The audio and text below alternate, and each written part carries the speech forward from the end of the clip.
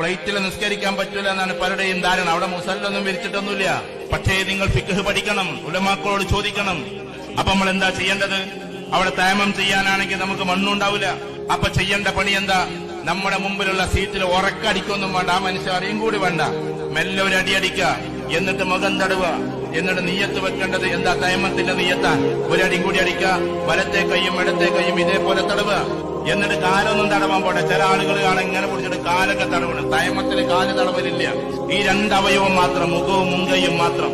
എന്നിട്ട് അവിടെ ഇരുന്നോണ്ട്, ഈ ആൾക്ക് ശല്യമൊന്നും വരാതെ ഇരുന്നോണ്ട് ഉറക്ക പാത്തിയോതണ്ട, ഉറക്കതാക്കണ്ട, മെല്ലെ ചൊല്ലിക്കൊണ്ട് നിസ്കരിച്ചോ.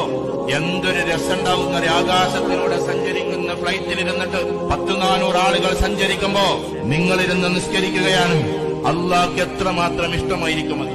വായുലോകത്തിലൂടെ പോകുന്ന ഫ്ലൈറ്റിലിരുന്നിട്ട് പ്രാർത്ഥിക്കുന്ന നിങ്ങളെ ജഗനിയന്താവായ തമ്പുരാൻ എത്രമാത്രം സന്തോഷത്തോടെ